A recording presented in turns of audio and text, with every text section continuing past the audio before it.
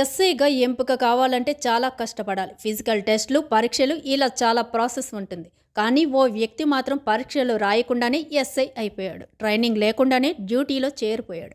అంతేనా, కీలక స్థానంలో పోస్టింగ్ సాధించి సిఐగాను ప్రమోషన్ పొందాడు. తెలంగాణ ఎక్సైజ్ శాఖలో 5 ఏళ్ల క్రితం జరిగిన కారుణ్య నియామకం ఇప్పుడు చర్చనీయాంశంగా మారింది. సాధారణంగా కారుణ్య నియామకం కింద నియమించే వారిని జూనియర్ అసిస్టెంట్ లేదా అంతకంటే తక్కువ స్థాయి ఉద్యోగానికి ఎంపిక చేయాల్సి ఉంటుంది. కానీ ఉమ్మడి నిజామాబాద్ జిల్లాలో తండ్రిని మరణించే నాటికి విదేశాల్లో ఉద్యోగం చేస్తున్న ఓ వ్యక్తిని తీసుకొచ్చి మరీ అదే శాఖలో ఎస్ఐగా నియమించారు. దీనికోసం అప్పట్లో ప్రభుత్వంలో కీలకంగా వ్యవహరించిన నేత ఒకరు నేరుగా రంగంలోకి దిగినట్లు సమాచారం.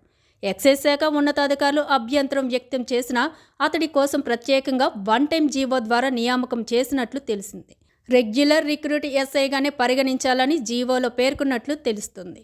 మామూలుగానైతే విధి నిర్వహణలో సంఘ విద్రోహ శక్తుల చేతిలో హతమవడం లాంటి ప్రత్యేక పరిస్థితిలో మాత్రమే అలా అధికారి హోదాలో కారుణ్య ఉద్యోగానికి ఎంపిక చేస్తారు. అలా జరగకుండానే ఈ నియామక ప్రక్రియ అదే తరహాలోనే పూర్తి చేసినట్లు తెలుస్తుంది.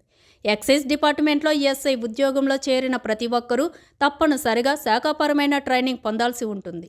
కానీ ఈ ఎస్ఐ ట్రైనింగ్ తీసుకోకుండానే సదరు వ్యక్తి డ్యూటీలో జాయిన్ అయిపోయినట్లు తెలుస్తుంది. 2 ఏళ్ల క్రితం ఆయనకు సిఐగా ప్రమోషన్ కూడా కల్పించారు.